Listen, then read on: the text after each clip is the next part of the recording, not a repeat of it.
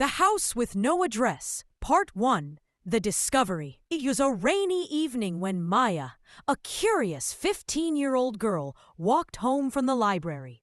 She loved reading mystery books, and her backpack was always filled with stories of detectives, haunted houses, and lost treasures. As she passed an empty street, she noticed something unusual. At the very end of the road, there stood an old broken house, but something was strange. The house had no number, no nameplate, and no mailbox. All the other houses had addresses. This one did not. Maybe it's abandoned, Maya thought. Still, her curiosity pulled her closer. The windows were dusty, the gate was rusty, and weeds had grown tall around the broken walls. But when Maya placed her hand on the gate, it moved easily, almost as if the house wanted her to come inside. Part 2. The Key and the Clock. Inside the gate, the garden was silent. No birds, no sound of the rain, just silence. On the doorstep, Maya found a small silver. Behind it was a dark staircase leading down into the ground. Her heart pounded. Every mystery book she had ever read told her not to go down, but her curiosity was stronger than her fear. Step by step, she went down into the darkness. Part 4. The Underground Library. At the bottom of the staircase, Maya entered a huge underground hall. Her eyes widened. It was a library, but not a normal one. The bookshelves stretched high to the ceiling, filled with books glowing faintly. Some books floated in the air. Others whispered as if telling their stories without being opened. In the center of the hall stood a table. On it lay a book larger than any she had ever seen. The cover was black with silver letters. The Book of Forgotten Lives. When Maya touched it, the pages opened by themselves. Words glowed on the paper. Every person who enters this library must read their story. Suddenly, the pages showed her a picture. It was herself.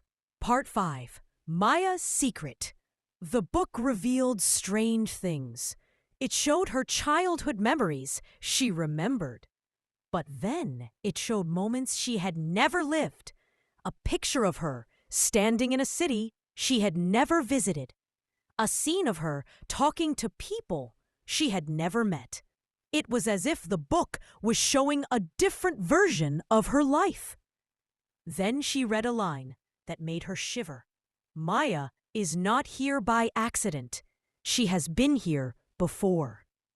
Her hands shook. Before?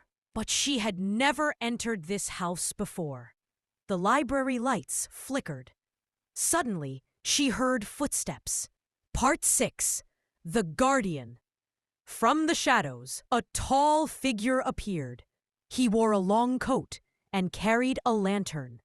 His face was hidden, but his voice was deep. "You found the key," he said. "That means you were chosen." "Chosen for what?" Maya asked nervously. "To guard the forgotten stories," he replied. "Every person who finds this place must protect it. If the stories are lost..." Maya felt her head spin. She was just a schoolgirl. How could she guard a magical library?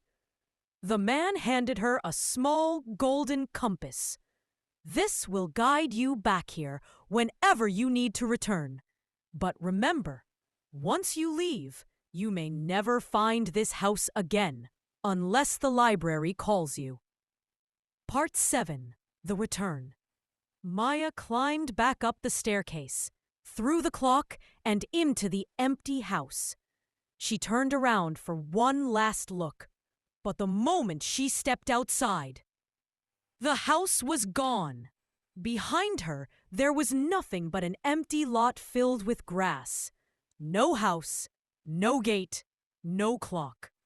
Only the silver key in her pocket and the golden compass in her hand proved it wasn't a dream.